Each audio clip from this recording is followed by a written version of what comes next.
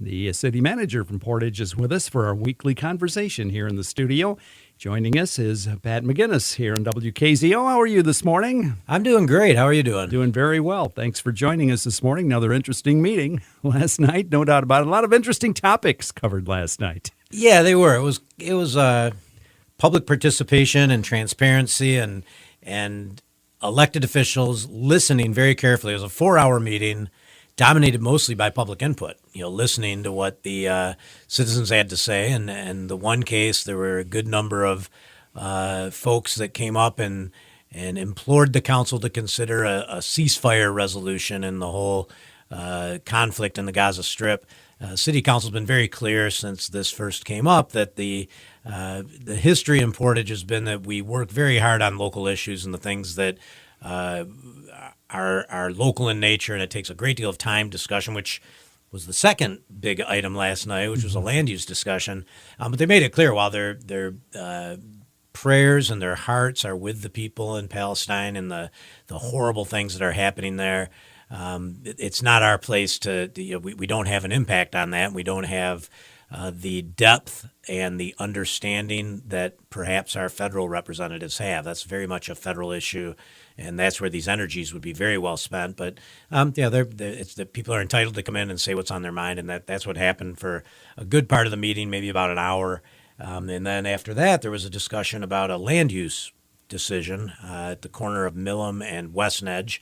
And again, just a lot of listening going on. The nearby residents who might be affected by a change there and some encroachment of commercial use into an area that is currently zoned residential was the topic. And the developer in this situation did divulge that they were planning on having a fast food chicken restaurant there.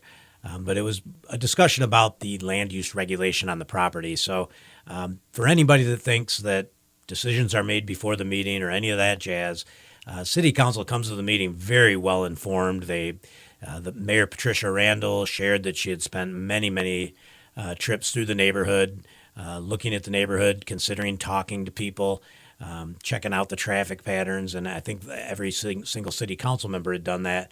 But then they come to the meeting with their ears wide open and listen to the impact that might happen to the neighborhood. And Councilmember Vic Ledbetter summed it up very nicely. He said for him it's intent versus impact. I hadn't heard that before.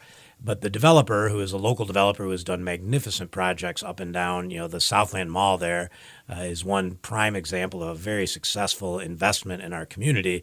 And the properties are pristine. This particular firm, MC Weiner, holds their properties. They don't, develop them and flip them. They hold on to them and they keep them clean and well maintained. And if one tenant moves out, they find another one to go in there. And they've been very successful. It's been really good for our commercial tax base.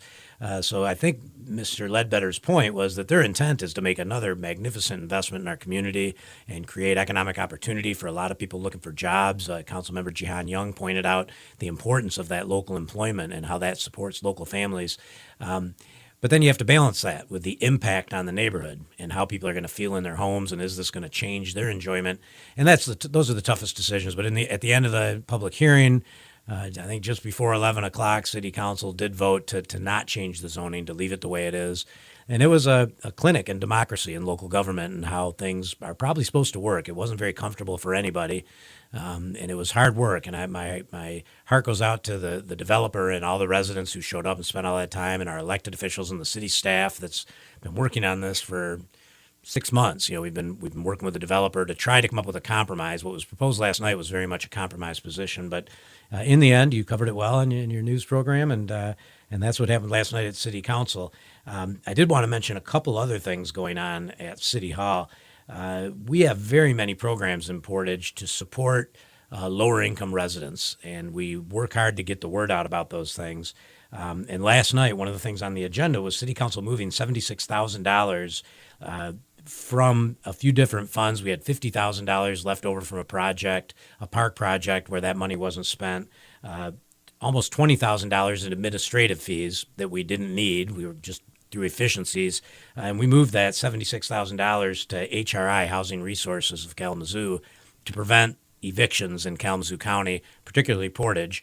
So that was done last night. the city assessor is accepting poverty exemption applications. So very low income residents that cannot afford their property taxes, come on in and see the city assessor and see if you qualify for a poverty exemption, and you can get your property taxes waived. Some people that find themselves in very difficult conditions unexpectedly, it's horrible if they can't get their property taxes paid. That ends up to forfeiture of your home. You can get liens placed on there, and ultimately it goes up for a tax sale, and that's the worst. So if you can't afford your taxes, it's not the end of the road. Come down and apply and see how we can help you. We do have resources available to give those poverty exemptions.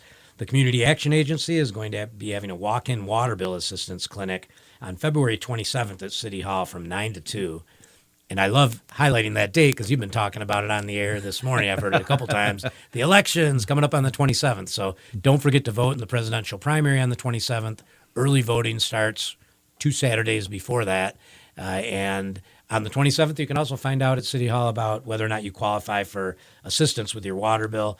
And finally, we have housing assistance dollars that we have kind of a hard time getting that out for people to fix broken pipes or roofs or window casements that might have come loose. And you can just call City Hall. You can talk to Tina Perry at our City Hall at 329-4466, 329-4466. And we do have that assistance available. And that sort of leads me into talking about our next goal for the coming year. We've been talking about different goals City Council has set for the administration to include in our budget. And last week I talked about the first one, which was the farmers market. This week I'm just going to mention housing strategies. Remains at the top of the pile. The problem we have now is getting investors and contractors together and present something affordable. Pricing is so outrageous. One of our council members, Chris Burns, last night talked about the cost of building a new home being up around $375,000 now. Well, how you make that affordable to anybody, given our current interest rates, is take a little magic. So currently the market is not working in our favor, but we're still plugging away. And the city council is saying, let's update that 2022 plan. And I'll talk about it more later when we get to updating that plan. But just given the market realities and the different programs that the State Housing Authority, MISHDA, has presented, we can come up with something real fresh in 2024 that's going to be, more well-informed. So we're going to take that housing plan that I talked about. I've been talking to you for a little bit now, and we're going to dust that off, sharpen it up, and re-present it here in 2024. I dare say Portage is not the only municipality dealing with housing issues. Nationwide, it's nationwide, and statewide, and well, it's friendly competition, but we are in competition currently, given the market and the very low supply of labor and materials and time and money, investment money, and we have huge demand. So we're doing our best to position Portage well so that we can get some of these projects up and running. We approved several of them in 2022. And none of them hit the ground in 23 because of the market conditions. So hopefully that will correct, but we'll be taking advantage of every opportunity possible to lift up our housing stock.